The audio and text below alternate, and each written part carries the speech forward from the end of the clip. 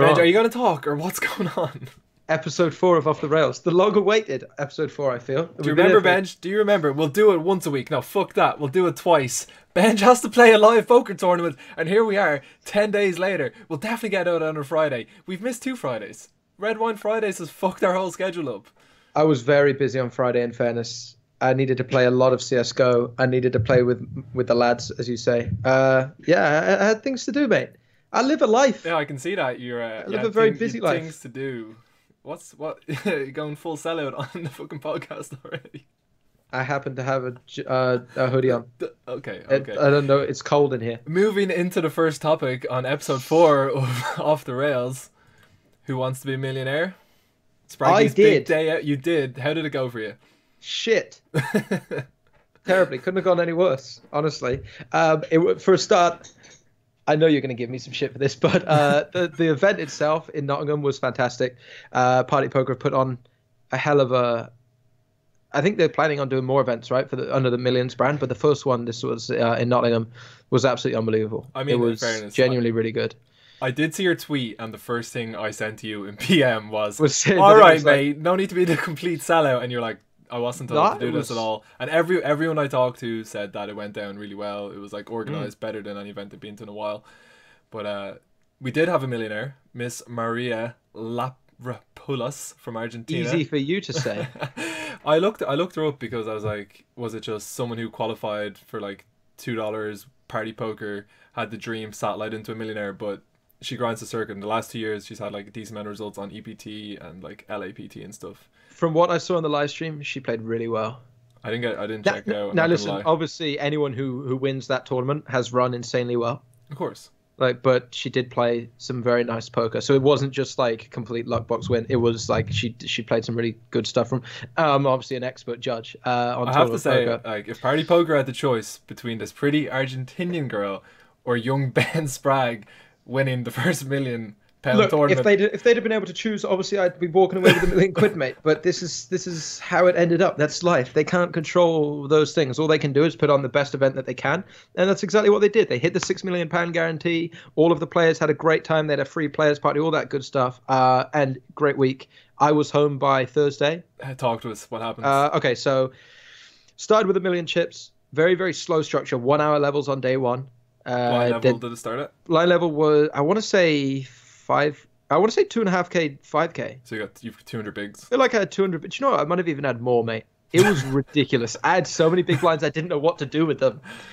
So just plodding along. I felt fine. Made some 3-bet bluffs, got 4-bet a few times. But overall, winning some pots.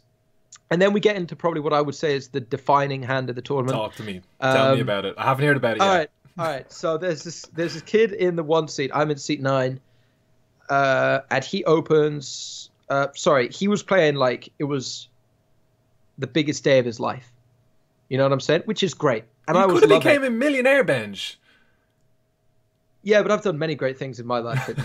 That's the story for another day. But this kid was like, and it was what poker should be about. You know, like someone who's truly enjoying just the experience and playing.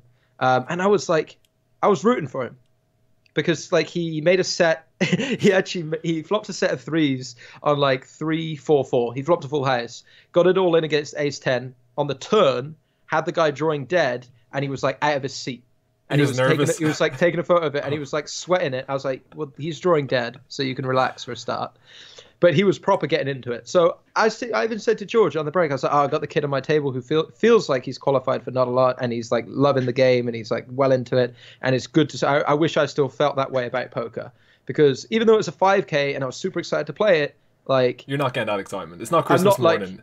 Yeah, I was excited to play it, but you don't like sweating it, you know. Yeah. Because you've just been around the game for so long. So I was all for this kid, okay? I was on... Tell us what happened, Benj. What happened? I was on team seat 1, very much so. Cut to this hand. I have nearly $1 million in chips. The blinds are 8k, 16k. We're deep. I like it. I'm going to open the 4-5 suited in like mid position. Whoa, you're a fucking gangster. I didn't know this is how it went down. I don't give a shit, man, okay? If you're not living on the edge, you're taking up too much room. So I open up the 4-5 suited to like 34k or whatever, because they're antes, just a little bit better than men. And whatever the minimum 3-bet you could possibly make, he does that. We'll see a flop dealer. I don't know, 50 something K. Fold. Onto me. It's just a bit more than maybe 20K for me to see a flop into a pot of like 130 or whatever. Deal me in. I call 4-5 suited. Flop. 10-4-4. We're doing cartwheels in our head. We're celebrating. The dream. I'm sat there, stoic, stony faced. You know me. Great poker face for the live environment. No information given away. I check. Did you tap the table? Please tell me you gave him. I give it the little. No, I gave it on the table. The little check. Back over to seat 9. Seat 1. Sorry.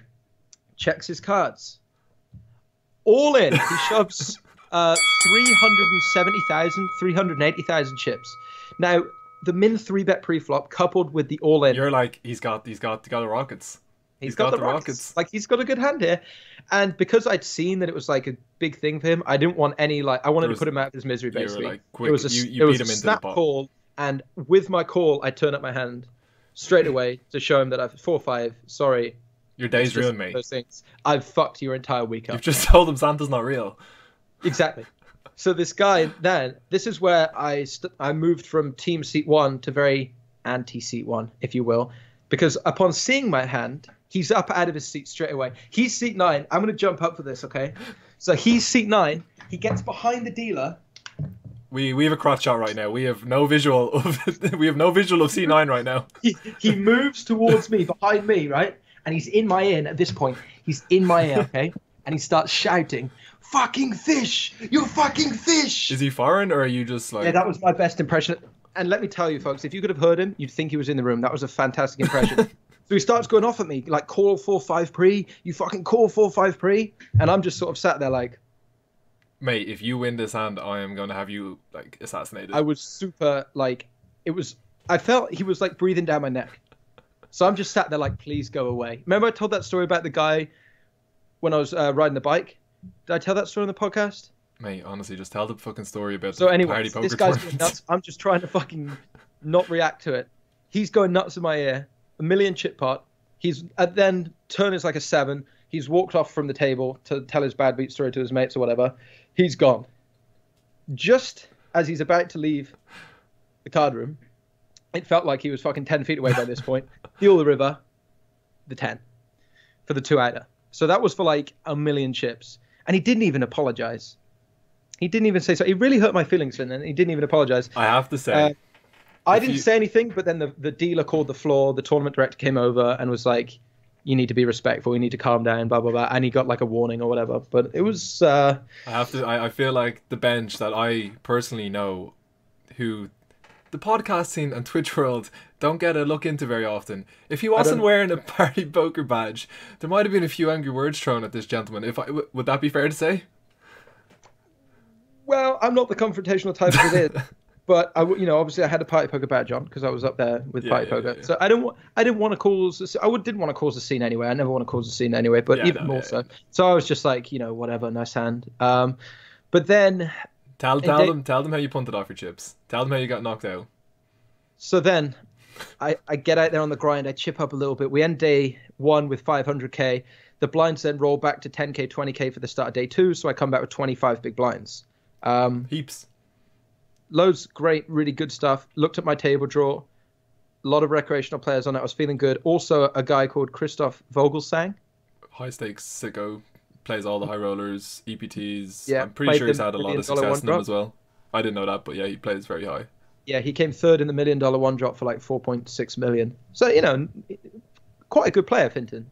Probably a little bit better than you. Probably not fearing Mr. Benj Spraggy on his table. Let's be honest. He probably looked at you as the spot. He was like, this guy who thinks he's kind of good. The recreationals at least are here for a bit of fun. This young kid, Benj Spraggy, seat 9.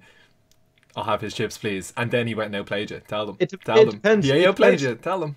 If he saw my shark scope, he'd have known that I chopped the big 11 2 weeks ago. So it might have been a little bit. But anyway, so I chip up a little bit at about 30 big blinds. I open, a man calls. Christoph 3 bets. I have the ace and the king, which is quite a good hand. Drawing for less than 30 big blinds. A drawing hand, nonetheless. Dog to a pair, I know. You didn't have a pair. I went all in. He called, and the true skill play here is having the ace and the ace. What can I say? That was it. Buster. Christoph showed you how to play live poker. That's how you win tournaments, apparently. So, finished quite early on. the Thursday. It was quite frustrating, really, because the Tuesday, we wrapped up. I came back with 25 big blinds, but there was another day on the Wednesday, so I didn't have anything to play on the Wednesday. Came back on the Thursday and was there for maybe 15 minutes. Overall, a good experience, though. Overall, a wonderful experience. Met some lovely people. It was good fun. Obviously, I'd like to win a milli, but not today. You got a story out of it about the kid with the 4-5 and the ace-10. That was honestly one of the funniest moments I've had playing live poker, because people in the poker community know that that's just like, no one behaves like that in poker, really. No. But this kid just like, I've never had that happen before. It's quite funny, really. All right, let's move on. Hashtag night shift, a day in the life of the lads. A few people have been asking me on the YouTube comments, and I get it quite regularly on Twitch, asking why the fuck am I on this night schedule. Young Benj is probably going to cut across me here before I get a chance, and it's because I'm afraid of playing against the good players. And look, I'm not going to lie, I don't get my dick on the table. I'm not out there battling against the regs in the toughest tournaments. But the main reason is, but that is the main reason. I don't. Fear is the main reason. That is, I don't think I'm cowardice. Go on. Deep breaths. You talk. The main reason is, of course, that I don't want to compete against Ben's Twitch stream, because I'm just drawing dead in that time slot. But after that, I try to play the softer games available, and it is the softest spot to play tournaments. I was on the morning schedule for a long time. There's no tournaments that you can make more than 5k daily, at least on the new night schedule. Like, there's at least like 3 or 4 tournaments I play a night where I can make over 10k. And then also Parker, my good friend Tonka P, said he was going to chuck me the host from time to time, so I seen it as an opportunity to potentially grow the channel. And I'm not gonna lie, it's depressing as fuck. It's lonely. I had a great start to the year. If I'm pretty sure if I ran bad in the first month or two, I would have chucked the towel in. But now, because I ran well at the start of the year, I'm like persevering, and now the last month or so hasn't been so good, and it's like, fuck this. Like, I'm losing money, and then I'm like sitting here and being stuck having to start a fucking podcast to pass my time with this waste of space. And that's like, I didn't want to do a podcast, but I was like, man, I've got 5 hours to kill every night. You're the only person that will talk to me. Can we just put it out on the internet, and maybe I'll make a few friends through YouTube comments? That's the main reason I've gone on the friends through YouTube comments. Have you seen our YouTube commenters? Well, hi lads, how's it going? Also, you said that I'm the only person that's willing to speak to you. I think that says more about you than it does about anything else, Fintan. Yeah, but anyway, my daily schedule looks something like, I wake up at 8 p.m. I cycle over from my own house. I play poker in my mum's house so as to not wake up my housemates when I'm streaming throughout the night. So don't you live at your mum's? Man, can you just not tell them? Like, I'm trying to fucking keep this illusion up that I can afford to live on my own, and I'm not a 26-year-old who lives in my mum's basement, if you don't mind. But yeah, so I start about 9:30, finish up on like somewhere between 3 and 6 a.m, depending on how I'm running tournaments. And then I just waste a few hours playing H1Z1 with Spraggy for the most part, and honestly, like, it's making me question it. Before I was on call. Hang on, sorry to interrupt. What do you mean for the most part? Who else have you been playing H1 with? Loads of people. Who else have you been playing H1 with? This young behind my back. This young kid. I thought we were two-man here. Called Paddy, my friend. Your good friend at Paddy. What does your like? I don't actually like. You don't. Your schedule hasn't got that much of like consistency to it. It's kind of when you wake up, you just get on and stream, right? Like, you're kind of like. Okay, I came up with a really good idea, because I always used to get in trouble with my stream. But if you don't have a schedule, you can never be late. Okay, so I don't have a schedule anymore. Then they can't berate me. I'm usually on about 3-4 p.m. every day. I try to aim for that, but it does very much depend on, obviously, staying up late, playing H1 with you. I heard some rumors that you might be going on to Team No Days Off again. Is this a serious consideration? I heard that you might someone said like you're going to go for 80 days without taking a day off. You're going to go the whole summer without one single day off. No, it's not going to happen over the summer. The summer's too much fun, like doing other stuff with friends and going to the pub and you know what I mean. I was thinking about doing the No Days Off thing that I did before. It's much easier to do when it's dark and cold in England. Exactly, like no one wants to go outside. But I'm just seeing like Saturday afternoon, the sun's out, the boys are going to the pub, like ciders in pub lunch. Is that your drink? Is that your drink of choice, a cider? In the summer, I'll have a nice like fruit cider. What go on? Just because it's not like a Copperberg or something. I can only have like one of them, maybe They're two. They're very sweet, aren't they? Yeah, they do come with a a diabetes diagnosis if you go too hard on those. But I seen you giving people shit about eating battered Mars bars today. No. I was talking about battered Mars bars. Just I had a battered Mars bar once and I nearly died. Yeah, and you were saying that people like we were talking about avocados, and you were like, whatever people want to eat it in moderation, and you were like, no, and that is true, except for the battered Mars bar, because the battered Mars bar is the only thing I've ever eaten where I genuinely felt like my heart getting tighter. I've never tried one. I do think you shouldn't. Don't do it. Like people say, yeah, I wouldn't do it. It was horrible. Yeah, like my exactly arteries were getting thinner.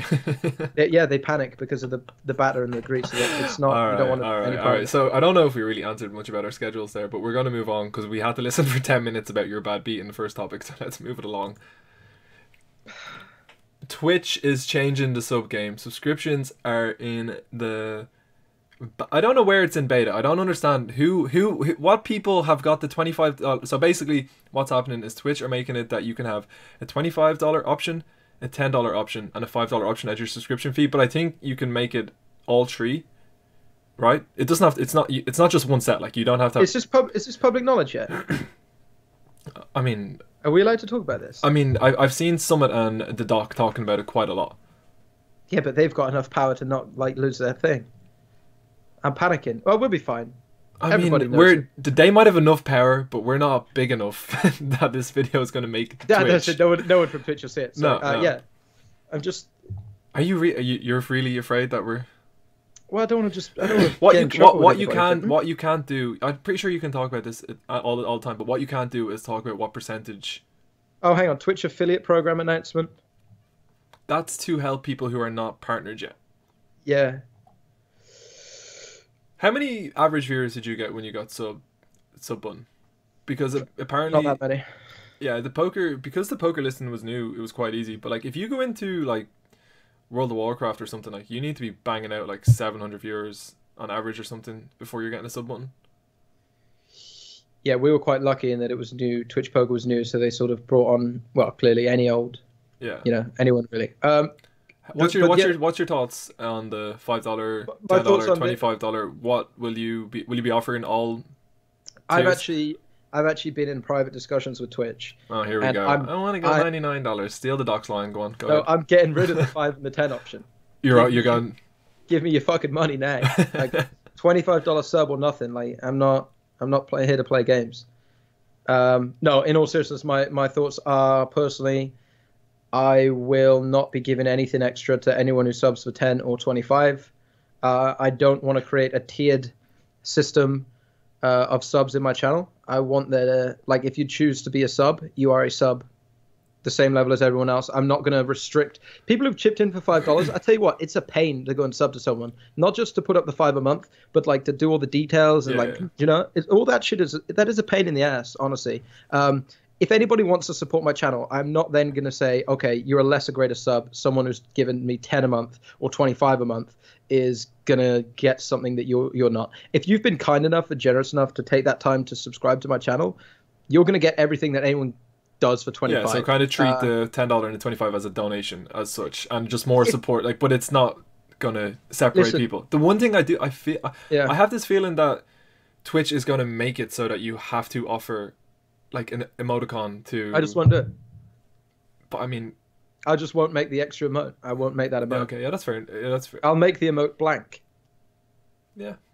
That's... So they can't use it. It's very noble out of you. No, just because my viewers are not there for me to try and... No, I completely... I'm not... Money grab them. Do you know what I mean? I don't want to try and drive people and say, look, I've got this to offer you if you give me 10. I've got this to offer you if you give me 25. I don't want to come across as like a salesman, how do I get more money out of these people? To me, if they want to support the channel, they're going to do it. No one fucking subs to my channel because they think they're getting something back. No. I would say everyone who subs to our channels is because they want to just help the out. lasagna stream did push it. That pushed it through the roof. That was a nice little marketing ploy on your part. Thank you. Not my idea. You know what I'm saying, Finn? I don't want to. No, I completely agree with you. And squeeze people. If they want to support, they'll support. I'm not going to try and get their 25 in. That's not what I'm about. I've seen a lot of people questioning the doc when he said that he's first of all, he said that he's offering a $99 option. He was like, fuck this, I'm worth so much more. And if I had to pay $25 a month to watch the doc, like, you sign me up quicker than you can fucking imagine. And the way he put it, which makes a lot of sense, I'm not like comparing what we do to him. I'm just not, like, we're not on the same production level. We're just not. And don't say I am, whatever. You know what I mean? But he was like, people pay like $50 a month for HBO to get like 6 episodes of Game of Thrones once a year or something. And he was like, I'm putting out 40 hours a week, and I'm better than that show. And like, he's right, but people don't see it like that before. Because you can get it for free. It's because it's optional. It will never feel like if tomorrow they were like, to watch Spraggy or to watch Fintan, you need to pay $1,000 up front for the year. Like, we're done. You know what I mean? I'd probably get like less than 100 views.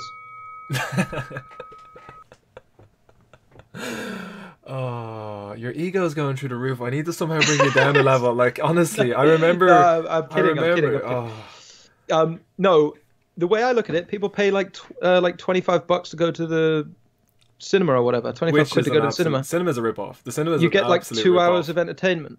Like, mine is 5 a month, and I do 40 hours.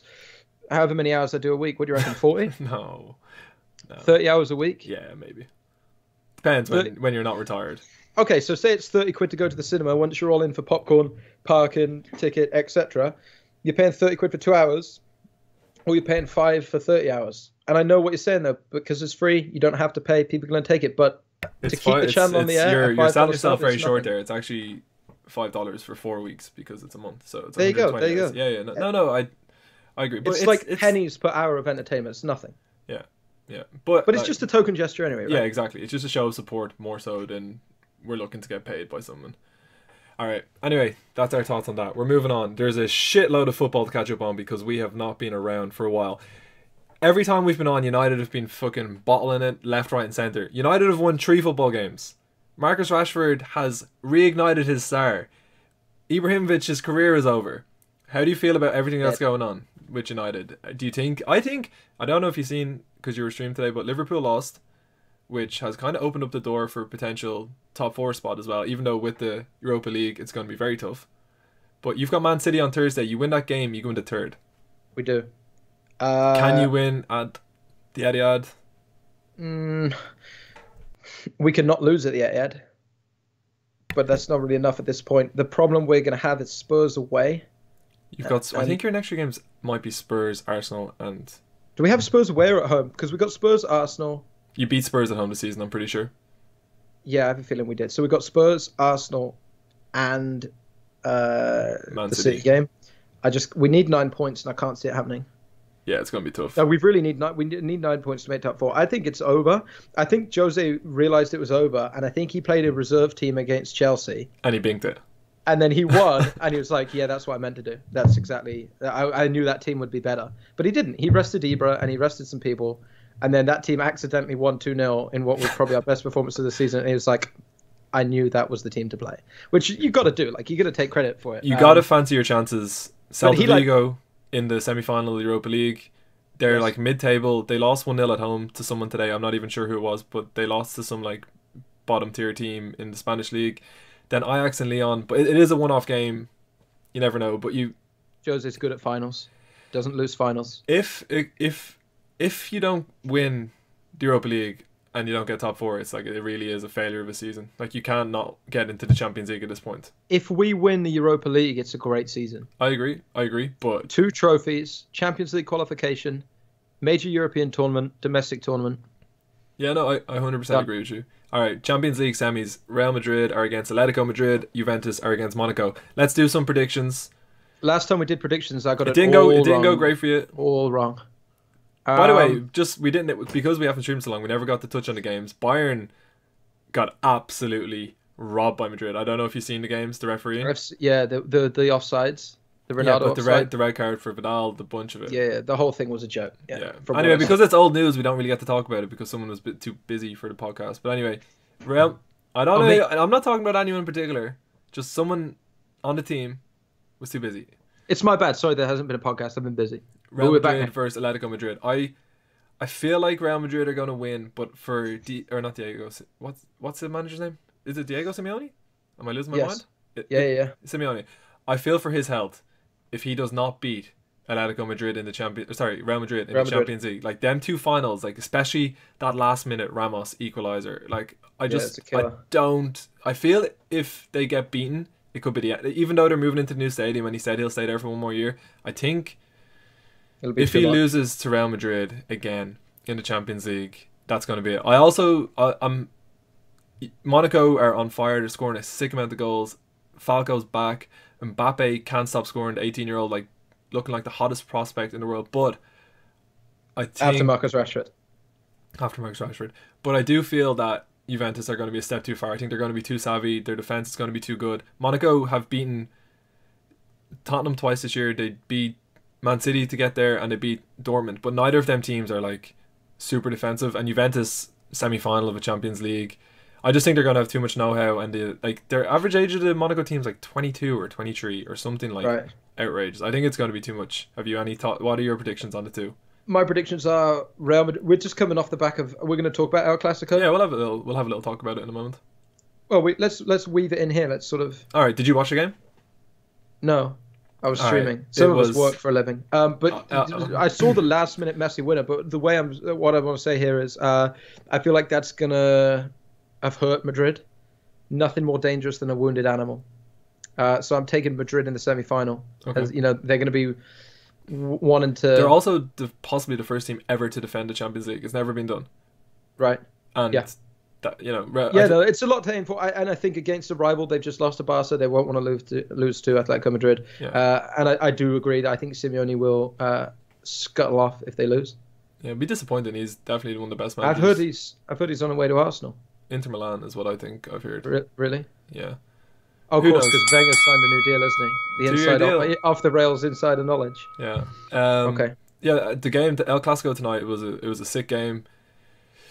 Real Madrid kind of lost their heads. Ramos got a red card for the second season in a row at the Bernabeu against Barcelona. He was like having an absolute go at PK for getting him sent off. Them two play centre defence for Spain, but they've got an awfully weird relationship where they're like beaking at each other non-stop when they're playing. They get back in the game with like 5 minutes to go. James Rodriguez comes on, equalizes, and then if they draw, they stay 3 points ahead of Barcelona with a game in hand, with like 4 games to go. League basically locked up when you look at the fixtures. They're pushing on for a winner. They're going gung-ho. I just don't understand. They get caught in the counter-attack. Marcelo is way up the pitch. He attempts to take out, I'm not sure who it was, the right back. Sergio Roberto. He attempts to take Sergio Roberto out, completely misses him. He passes it out to the wing, gets brought back in. Messi pings in for his 500th goal for Barcelona, which is a sick achievement. He also becomes the player to score the most goals ever in El Clasico. Absolute legend. Man, that's so not bad for the second best player in the world. That. Okay. That can be we can have a proper discussion about that. We'll do that next week. We'll do Messi v Ronaldo next week. All right, we'll do that properly. Okay. We also have, speaking of Arsene Wenger, they're in the FA Cup final. They beat Man City today. Pep Guardiola has to be seen as a failure for his first season. So far, yes. Today was the first time, I hate to say this, Fintan, I was genuinely rooting for Arsenal and Arsene Wenger. And I used to hate Wenger so much. That's because they were so good. Like the big rivalry when they were good. And I just used to detest the bloke, but I feel for him. Sympathy, though, is it more so? It genuinely is sympathy now, because the Arsenal fans, the way they treat that man is absolutely disgusting, honestly.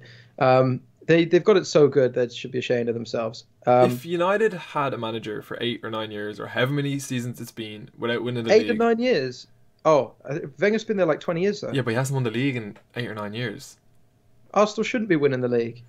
They're not a winning the league club. They've won trophies. Yeah. They've won the league a few times in the mid-2000s. They've no God-given right to win the league. They haven't invested as much as anyone else. I have no idea why Arsenal fans think they deserve to win a league.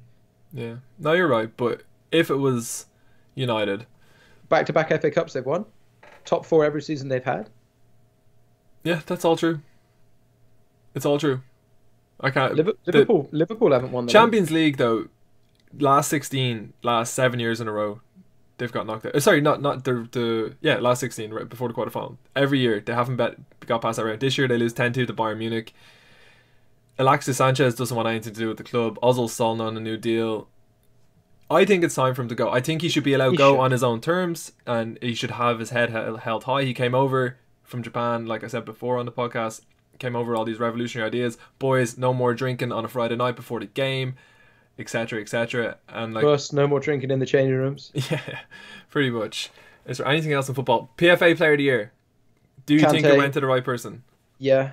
How could it not? Absolutely. He deserved to win it last year, and he just got overlooked. His influence. I mean, don't get me wrong. Last year I was like, Vardy or Mahrez need to win it. That's the thing. Like, they're like at the time, people appreciate Kante now. Like, like everyone's behind Kante now. But at the time when Leicester won the league, everyone was on the like, Jamie Vardy's having a party. No Vardy, no party bus. His story was too good as well. To not give him one you can't overlook that. Also, Dele Alli should have been nominated in the PFA Player of the Year. He wasn't. I think he should have been nominated in the PFA Player of the Year and still won Young Player of the Year. Agreed. Yeah. Fantastic. Did you see his goal in the FA Cup semi-final? Yes. Sick. Yeah, that pass ball by from Eriksen was unbelievable. Orgasmic. It was. All right. I think we're good. It was a good pass. Here we go. Here's the topic you're going to have loads to talk about. Sports Centre, where we're going to talk about the rugby, and you're from Southern England, which means you're going to have lots to say. No, I'm from Gloucester, or near Gloucester, who actually have a very good rugby union side, Gloucester. But rugby, aside from all the North American sports, which are terrible, rugby is the most terrible English sport. And I place it firmly behind snooker, darts, lawn bowls. Rugby, terrible. Awful. You don't enjoy watching? Worst game? No. What? Like, if I had to pick one sport to show someone who has never watched sport before and they're going to be entertained, it would be rugby. Football. Man, like, I love watching football, and I would pick football every single time over watching any other sport. Every single time.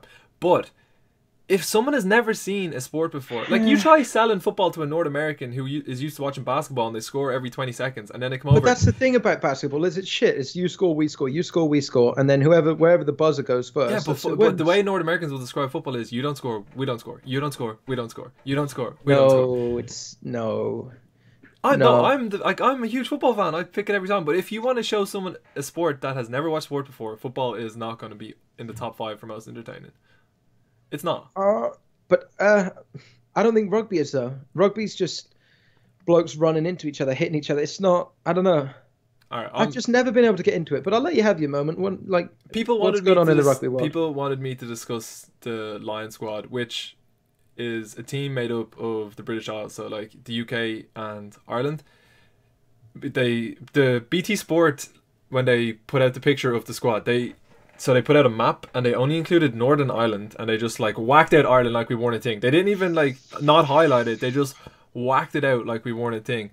Basically, there's not much to say on it apart from that the coach is a sheepshagger. He is from Wales. No, listen to me. Hear me out. I distanced myself from this man's comments. All right. His name's Gatland. There's a lot of bad blood between Irish fans and Gatland. So basically, they tour New Zealand. They tour against the team, which is from the Southern Hemisphere. It's either every 2 years or every 4 years. I'm not 100% sure. I think it's every 4 years. And in the last tour, have you ever heard of a player called Brian O'Driscoll even? Yeah, I know rugby. Okay. Like, I know who Brian O'Driscoll is. Yeah, so he's like maybe the biggest legend in Irish history. He goes over on his last tour with the Lions. The last game, he gets dropped, which is fair enough. If he needs to get dropped, he needs to get dropped. But Gatland doesn't even put him on the bench in his last game, which is it was just disrespectful to him. He plays like 2 Welsh centres, but they win the game, so it's too hard. You know, they beat who was it against? I'm going to say it was against Australia. They beat Australia, they win. But anyway, so moving on. That's his job. Pick the best team. He won the game. Yeah, no, You're just crying because you're Irish. No. Right, so this squad that just got announced, the England captain, Joe Launchbury, doesn't get selected in the squad, which is outrageous. I'm sticking up for an Englishman here. It was fucking outrageous. He definitely should have been in the squad.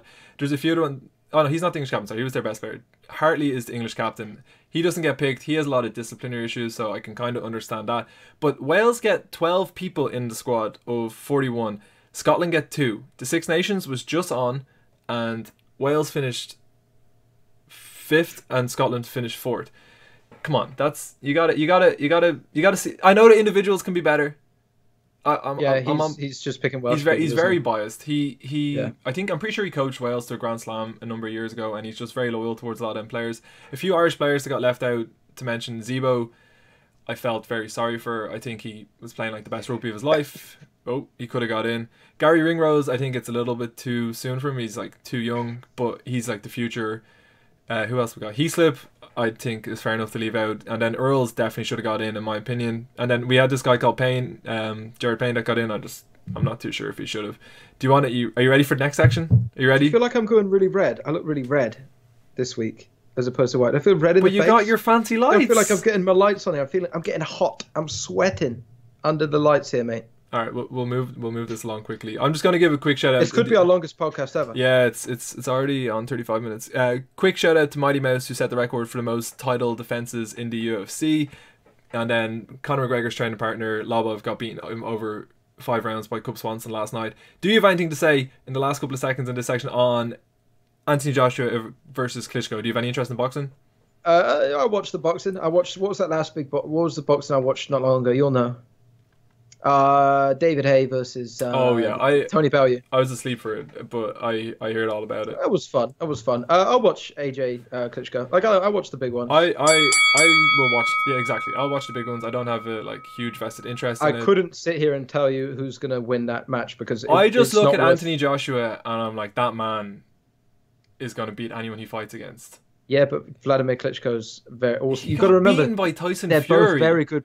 Yeah, Tyson Fury's undefeated unified heavyweight champion of the world. You know that, don't you? Man, I know that, but he also punched himself in the head during a fight, but he did win the world championship, mate. He's not some mug fighter. I know that. But when you look at him, do you really think he could fight against Anthony Joshua if they were to put them two men in the ring? I think that, yeah, I think he could. I think you'll be surprised.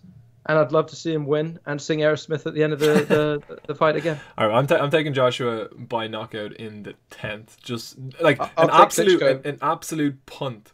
Do you want to do it for avatars for a week? On what? On Poker Stars. Yeah. All right, booked. All right. We're moving on to the final topic of the week. Our If You Need a Hero section. We've decided to keep this in, haven't we? Yeah, we're going to do it every single week. This is our thing, like hero of the week, if you will. We want to end it on a positive note every week. Do you know, like at the end of local news where they say, and finally, and it's like a goose got married?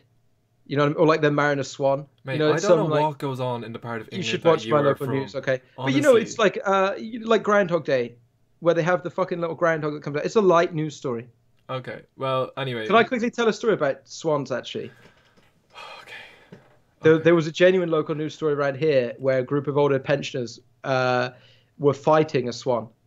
And it genuinely went on for weeks. In the swan, they had this little lake by their car parks. And the swan, it was like an aggressive swan. And they would park up their cars. And the swan would sort of, like Anthony Joshua, it would get out. It was fucking hench. And the swan would come out and start going at people, getting out of their cars. And they all say, I don't know if you've heard this when you were a young whippersnapper, a swan will break your arm. Because they're so strong, that neck. Swans are scary. But you're not allowed to fuck with a swan in the UK because they're all owned by the Queen. So you can't. What? Yeah, you can't fuck with swans, mate. Like you can't kill them, or you can't get them off your property, or like what do you mean you can't? Don't fuck with them. Just stay out. I think that's the official law. Don't fuck with them. Anyway, you can't you can't kill swans. It's because they're all the queens. And this woman. How did the story end, Benj? Talk to me. Fight, seeing as you've absolutely fucking stolen the time from Golden Balls, let's hear it. The woman got in trouble because she hit it with an umbrella or whatever. She was like fending the swan off, and there was a big story like, has she like overstepped the mark in the battle? Was she trying to get done for treason, like? But eventually the swan got removed, and they rehomed it or whatever. But there you go. That's my swan story. That was it. That's my swan song. I kind of want to end the podcast right now on that pathetic. No, we'll need a hero, and it's not going to be the woman who had to go to swan with an umbrella. It's going to be Mr. David Beckham, one of my favorite people in the world growing up. 2000 World Cup, was it 2000 World Cup when he had the shaved head? Yeah, no, there wasn't a World Cup in 2000. 2002 it was the Euros. World Cup, it was Euros. Yeah, it was Euros. I think that was anyway. I wanted to be David Beckham. I had the red Preds, I had the white Preds. Whatever he was wearing, I was getting. And my mum wouldn't let me get my head shaved. Won't let me. Your mum was a smart lady. You wouldn't. You don't. I know. Honestly, you gotta be. You gotta. No, I don't. I don't have the features for that shit. Like, I need the fringe to cover half my face. Anyway, Beckham. You've got a very long head, haven't you? Beckham. You look like yeah. Beckham is back in the good books because I don't know if you've seen the story not too long ago. Never in the bad books for me. Yeah, okay. Never in the bad books, but go on. Explain the situation and then... Okay, so Beckham's had an email leak. I'm not sure. He just kind of ignored it and like was pretty good at just brushing under the carpet. He did not make a statement. He did not acknowledge it in the press. But basically it came out, his emails got leaked and they were talking... Were they talking about giving... I don't know how this Queen system works, but I think they wanted to give him an MBE. Yeah, so you can get honours from the Queen. Okay, go. You so go. You get, like, this is... You were talking about the Queen already, so just finish it off. Go on. You either get... You get given a swan... Two swans. You get two swans, signets, and swans. Family of swans. No, you get OBEs, MBEs, knighthoods, which is obviously where you become a sir. You know, like a knight of the realm. Sire. I think don't mock our practices, friend. Sire is the way that they said it back in the golden days. Okay. And I just feel if you keep up your work for Party Poker, you could be on the. Or you can get a damehood, so you become a dame, like is that the equivalent of that's the equivalent of a knighthood? Same as a knighthood, but for women. So obviously, I think Beckham is like an MBE, or maybe he's an OBE. But they gave him one. But this email leak, they were talking about the work he does for UNICEF, where people were saying that maybe he's doing that work for UNICEF as an angle to try and get a knighthood. And in the email, he was having a go at two people. Catherine Jenkins, who's an opera singer, and she got like, did she get a damehood or did she get something? I don't know. She got something and Beckham wasn't happy. And in his words, I think he may have mentioned something about her coke addict. Yeah, he was saying something about, that wasn't intentional there, the coke habit. He was going off on her saying all she does is turn up at rugby games, sing the national anthem and snort coke or something like that. And then...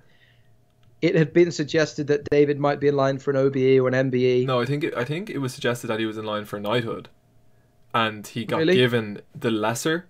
And he got given an OBE or an MBE. And he was like, "If it's not a fucking knighthood, you can shove it up your arse," basically. Yeah, and he called the word "cunts" may or may not have been used. Yeah, it was like, if it's not a knighthood, fuck off. Yeah, I think that was the gist. And do you know what?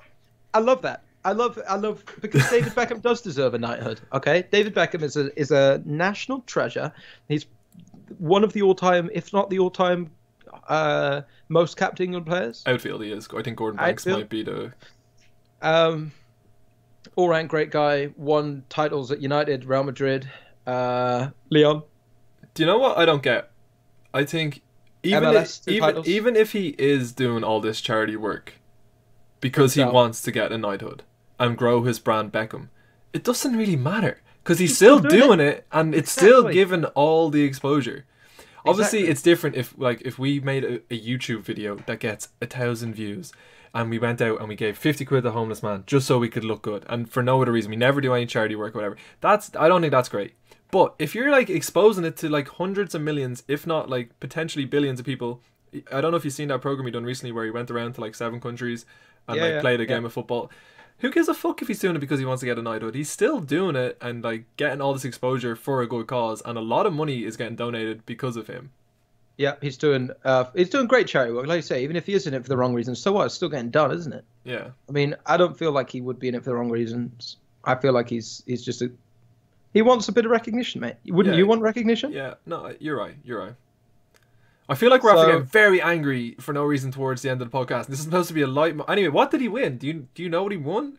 It was just an excuse to talk about Beckham, really. It was at the PFA Awards. He won the Merit, like the PFA Merit Award. He must have never got PFA Player of the Year then, did he not? No, I think he did. Let's go on. I'm almost certain he did. This is a Wikipedia job. I'm gonna say he didn't. I'm gonna say he never got PFA Player of the Year. I'm committing. I think he did. What year are you gonna call out? Bonus points. 97. I'm on Wikipedia right now. He was too young then. That was when he scored the goal against Wimbledon. Okay, I'm going 99. No, no, that was Roy Keane. No, Ryan Giggs. English PFA Young Player of the Year award in... Yeah, but I didn't say Young Player of the Year award, mate. I know. 1997 Young Player of the Year award, David Beckham, ladies and gentlemen. PFA Player of the Year award. I'm pretty sure he never got it. Beckham. Yeah, this is bugged out. He's not on the list. Or maybe... No, he's not on the list. I think that's just because... But I don't think they just give it if you don't win it, because Ryan Giggs won it in... Ryan Giggs won the Merit Award last season, but was Player of the Year in 2009. Which, by the way, was just on merit. I don't know if you're being sarcastic, but Ryan Giggs had a hell of a season that season. You're not just saying it was like a celebration. No, I am 100% saying if it wasn't Ryan Giggs, he would not have got it for that season. He had a good season, but like that was when he like shifted into midfield, wasn't it? Centre midfield. Scored a couple of goals against West Ham and shit. He won us the league when he scored that goal against West Ham. I was actually in Cardiff at the time there, in Walkabout in Cardiff. I watched that game. Has that got any relevance to this? Right, let's join Fintan and Spraggy as we tell anecdotes. Do you want me not to provide my insights? Would you rather I didn't provide insights? We'll just keep it purely factual. Listen, lads and ladies who's ever watching this, don't bother watching. We have a 1.4%. We have a 1.4% lady amount. I checked it the other day. That's both our mums. My mum actually does watch it, so fuck. Hello, Mrs. Fintan. We'll keep it purely factual next week. Just read Wikipedia instead of listen to it. If you don't want the comments, the witty anecdotes relating to the subject matter, you may just read it online. Anyway, when are we going to be back? Because I'm ready to I'm ready to do this podcast twice a week. I'm ready to give the fans what they want. The content that they demanded in the YouTube comments by one whole person said twice a week, lads. When are you ready to go again, Benj? When can people expect to see episode 5 since they have to wait 10 days, 240 hours since we put an episode up because you were just too busy? I've got some stuff on this week.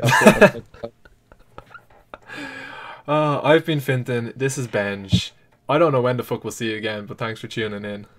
Thanks for watching, everybody. Goodbye. Bye-bye.